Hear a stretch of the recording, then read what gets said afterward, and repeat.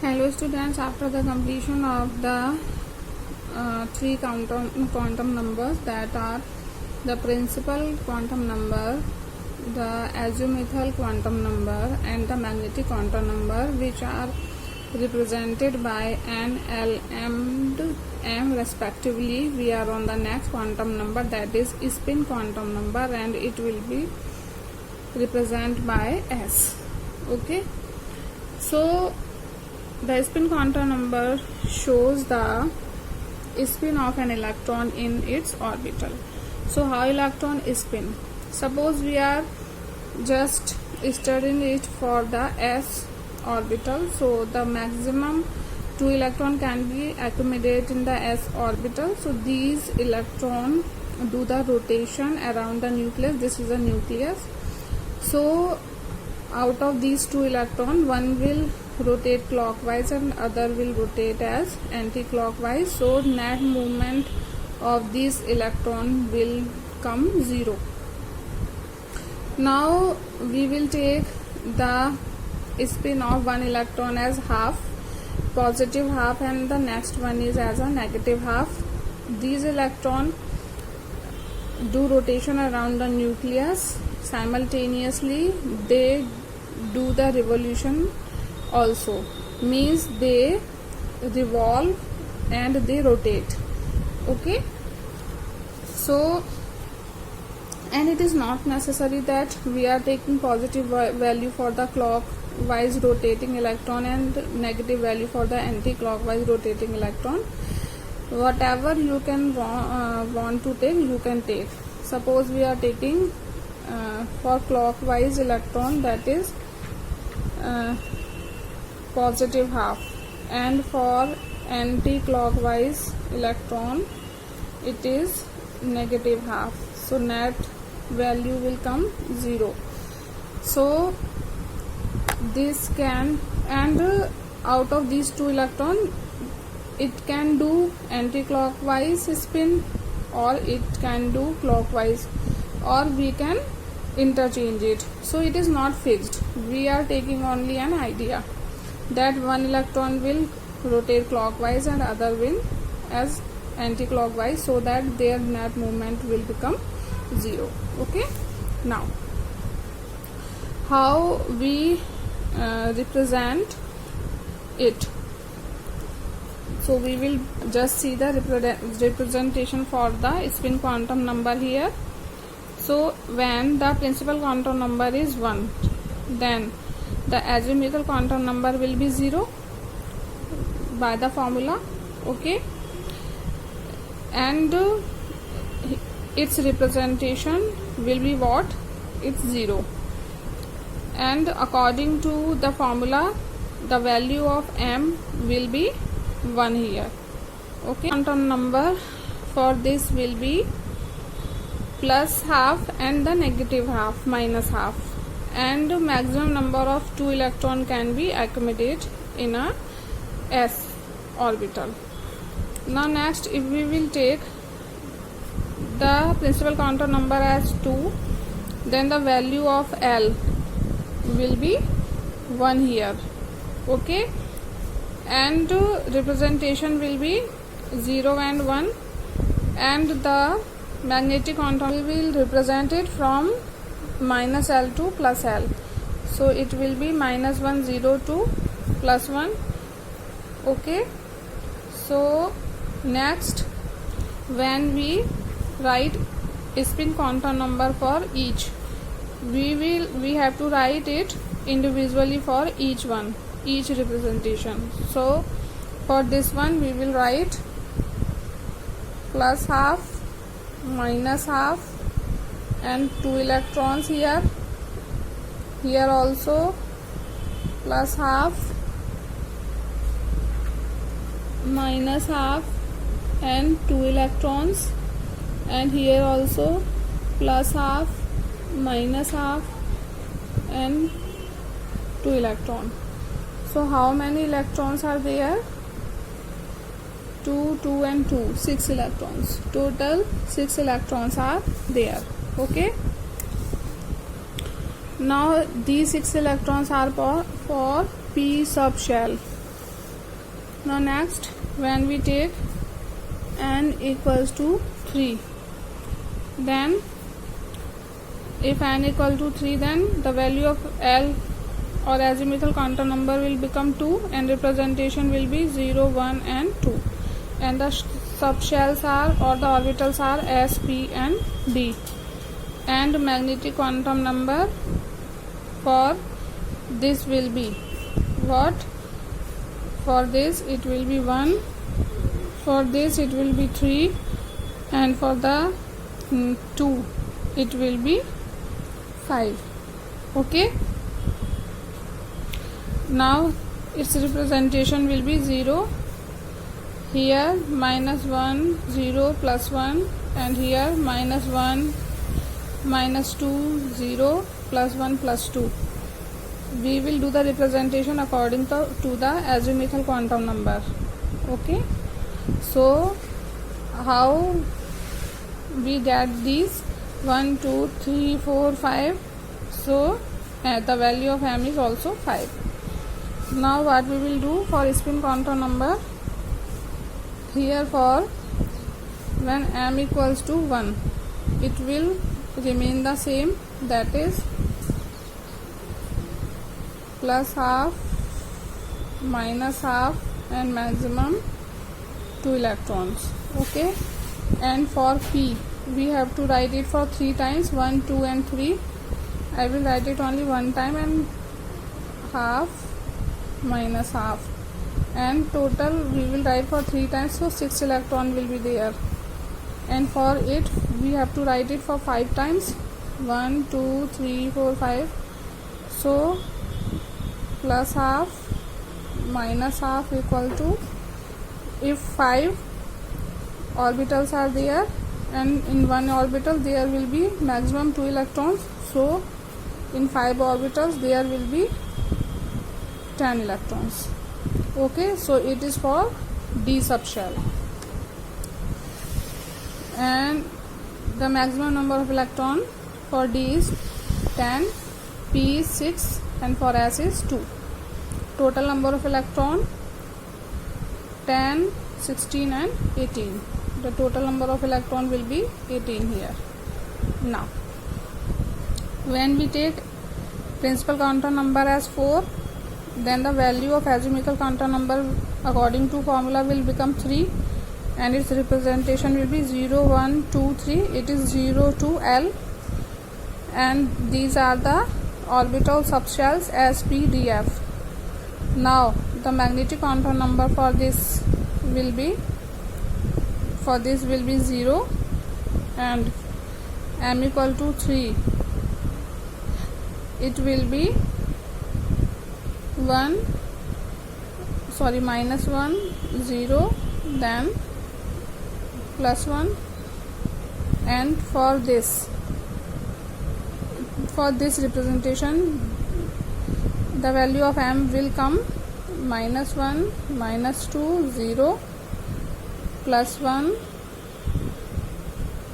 plus 2, and for this the value will come minus 1, minus 2, minus 3, then 0, then again plus 1, plus 2 and plus 3. So how many orbitals? 1, 2, 3, 4, 5, 6, 7. Okay, now spin quantum number for this will be, for P subshell it will be positive half, negative half. We will write it 3 times, so how many electron will be accommodated? 6 electron. For D it will be positive half, negative half. For each value we will write it for 5 times, so the maximum electron will come as 10 electrons. And for this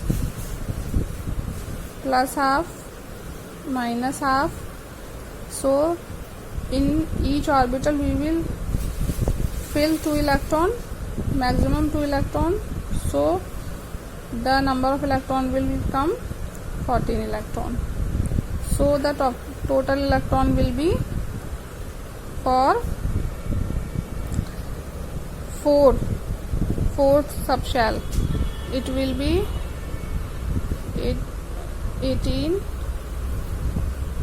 32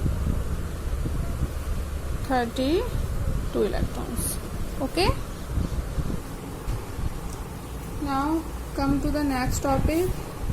After the quantum numbers that were N, L, M and S.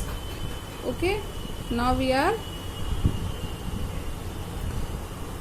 the next topic, that is shapes of the orbitals. So we will start from the S orbital. So first we understand these graphs, and it is believed by the scientists that the shape of S orbital is spherical. So it is believed by the scientists that the shape of the S orbital is spherical. Okay, so in first graph it is drawn between the psi, which have no physical significance, and the r, which is distance from the. So when we plot a graph between these two axes, we just get the curve like this. It is a decline curve. Okay, it means that when we go away from the nucleus, the value of psi decreases, right? But because it has no physical significance, so we do not consider this graph. Now we just observe this graph, in which we draw a graph between psi square and r. Here psi square represent the maximum probability of the electron around the nucleus, or 90% probability of electron around the nucleus. So when we go far from the nucleus, the value of psi square decreases. It means what? We find more electrons near the nucleus of an atom, and when we go far away from the nucleus, the presence of nucleus decreases. Okay, now this graph was for 1s orbital. Now when we go for the 2s orbital, again just we have the graph between psi and r. So first the graph goes like this, and when it enters to the 2s orbital, then its value become negative, and again it go up and become constant. Now it is not possible to have the negative value of the presence of the electron, whether it will be 0 or positive. It means whether there is a condition where we will not find any electron, or there will be condition that we will find the electrons, but the value of electron will not be 0, so it will be non-significant for us. Now come to this. It is psi square r. So the value of psi square do not go negative. Why? When the value go negative, as it is going here, suppose here its value is -1, so when we do its square, it will become +1. If it is -2, on doing square, it will become +2. Okay, so what happened, that psi square do not have the negative value, so the graph between these two, psi square and r, will go like this. When we go away from the nucleus, the probability of finding electrons decreases, and at this point it will become 0.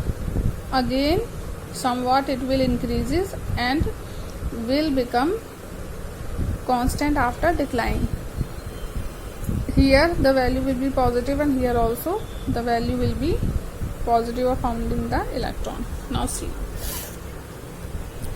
around the nucleus electron move like this, and just understand it is a picture of only one electron which is revolving around the nucleus, as we draw the electron cloud earlier. And when we join the several picture or number of pictures of this electron, then we get the picture like this. When the electron get the energy or absorb the energy from the photon, it will change its path and it will go like this. And again, if it is getting energy, it is possible that it will go like this. Okay, so the s orbital is somewhat spherical in shape, and these are the gaps which are present in between the orbitals. Suppose it is 1s, 2s, 3s, so these are the gaps. So where probability of finding electron is 0, here it is 0, here it is 0, so it is at this point. And this point where the probability of finding electron is 0, that point is called node. So in this picture, here electron will not found, this is node, and here the electron are not found, so it will also called node, right? Now what is node? An area or a point in an atom where probability of finding electron become 0. So in this area we will not find any electron. Now nodes can be of two types, radial node and the angular node. The formula for calculating the radial node will be n minus l minus 1. It means principal quantum number minus azimuthal quantum number minus 1. Now angular node, it is found somewhere on the axis. The axis can be x, y or z, and its formula is L.